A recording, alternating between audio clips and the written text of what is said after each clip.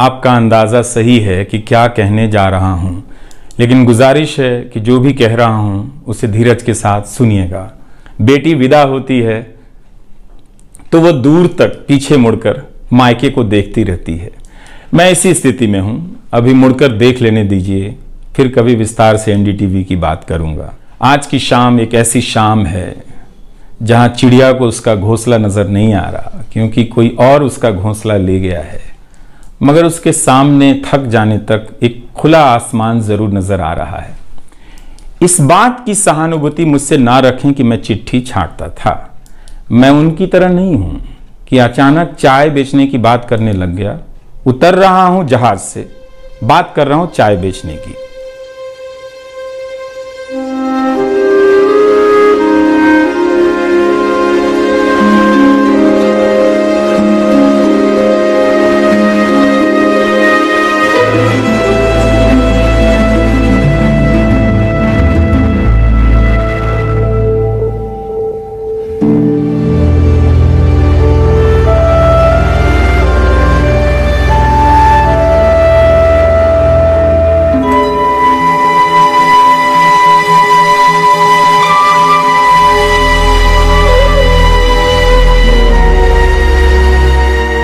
नमस्कार, मैं रवीश कुमार। आपका अंदाज़ा सही है कि क्या कहने जा रहा हूँ, लेकिन गुजारिश है कि जो भी कह रहा हूँ उसे धीरज के साथ सुनिएगा। भारत की पत्रकारिता में स्वर्ण युग तो कभी था भी नहीं, लेकिन आज के दौर की तरह भस्म युग भी नहीं था। भस्म युग से मेरा मतलब है जहाँ इस पेशे की हर अच्छी बात तेज गति से भस्म की जा रही हो। यह दिन भी आना ही था। इस देश में अलग अलग नाम वाले अनेक चैनल हो गए हैं, मगर सब हैं तो गोदी मीडिया ही। उसका परिवेश, उसका इकोसिस्टम, पत्रकारिता का और माहौल सब खत्म कर दिया गया है, मगर पत्रकारिता करने और कराने का दावा भी सब कर रहे हैं। खासकर वो भी कर रहे हैं जो उसी सत्ता का हिस्सा माने जाते हैं, उसी के रूप में देखे जाते हैं, जिसकी ताकत से हर दिन पत्रकारिता इस देश में कुचली जा रही है। जब वो कहे कि वह उच्च स्तरीय पत्रकारिता करना चाहता है, तब ऐसा दावा करने वालों को जरा संदेह की निगाह से देखिए। गोदी मीडिया और सरकार भी पत्रकारिता का अपना मतलब आपके ऊपर थोपना चाहती है।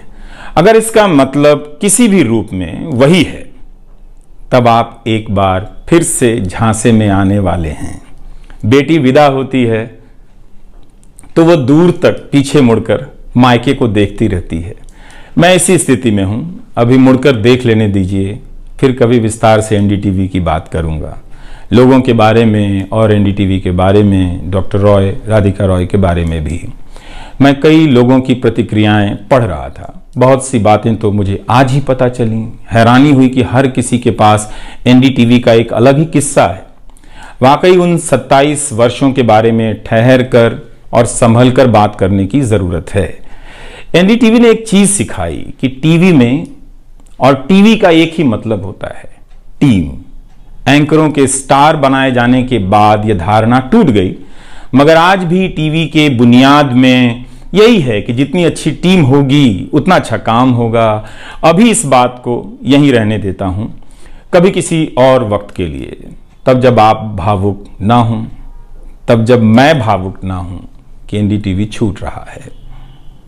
आज की शाम एक ऐसी शाम है जहां चिड़िया को उसका घोंसला नजर नहीं आ रहा, क्योंकि कोई और उसका घोंसला ले गया है, मगर उसके सामने थक जाने तक एक खुला आसमान जरूर नजर आ रहा है।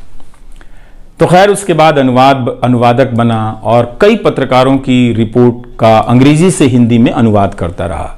इसके बाद मैं रिपोर्टर बन गया और फिर मेरी दैनिक रिपोर्ट की अलग यात्रा शुरू होती है। रवीश की रिपोर्ट से काफ़ी कुछ सीखने को मिला। तो इस तरह से यह एनडीटीवी में ही संभव हुआ कि एक चिट्ठी छांटने वाला इसके एक चैनल का ग्रुप एडिटर समूह संपादक बनता है और आज उसे छोड़ रहा है, इस्तीफा दे रहा है।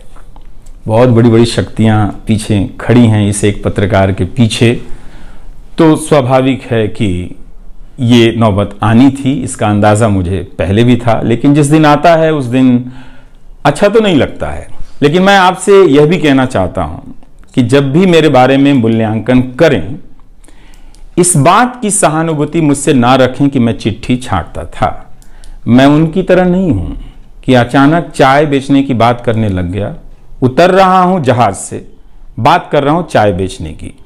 सहानुभूति के लिए या फिर अपने संघर्ष को महान बताने के लिए मैं ऐसा नहीं करना चाहता। इस देश में हर किसी का संघर्ष ही पहाड़ चढ़ने के जैसा है। आप एम्स के बाहर मरीज जो खड़े हैं, उनके परिजन जो खड़े हैं, उनसे मिल लीजिए। आपको पता चल जाएगा कि उनकी चुनौतियां कितनी बड़ी हैं और आपका दुख कितना कम है, छोटा है। लेकिन आज के दिन मैं आप सभी के बीच दर्शकों की बात करना चाहता हूं। इस दौर में कुर्सी पर बैठे किरदारों को टूटते हुए देखा, सबने देखा। संस्थाओं को भस्म होते देखा, आपने देखा। नफरती तूफान में लोगों को भटकते देखा, मगर मैंने इसी दौर में एक नई संस्था भी बनते देखी है। वह संस्था है जनता की संस्था, दर्शकों की संस्था। दर्शक ही अपने आप में इंस्टीट्यूशन बन जाते हैं। आप दर्शकों की संख्या भले कम है, मगर आप दर्शकों ने मिलकर जर्जर किए जा रहे इस लोकतंत्र में जनता नाम की संस्था का पौधा सूखने से बचा लिया। एनडीटीवी में मुझे जब भी अवसर मिला मैंने जान लगा दी। मैंने कभी उन अवसरों को अपने लिए नहीं देखा, बल्कि यही सोचा कि यह अवसर मुझे आप दर्शकों के लिए मिला है, इसलिए उन सभी अवसरों को आप दर्शकों की कहानियों से भरता चला गया और मैं आप दर्शकों का होता चला गया। आपका दावा मुझ पर बहुत बड़ा है, मैं जानता हूं। मेरे आगे दुनिया बदलती रही, मगर टेस्ट मैच के खिलाड़ी की तरह पिच पर टिका रहा। पर अब किसी ने मैच ही खत्म कर दिया है, उसे T20 में बदल दिया है। जनता को चवन्नी समझने वाले जगत सेठ हर देश में हैं, इस देश में भी हैं। अगर वो दावा करें कि आप तक सही सूचनाएं पहुंचाना चाहते हैं, तो इसका मतलब है कि डॉलर अपनी जेब में रखकर आपकी जेब में चवन्नी डालना चाहते हैं।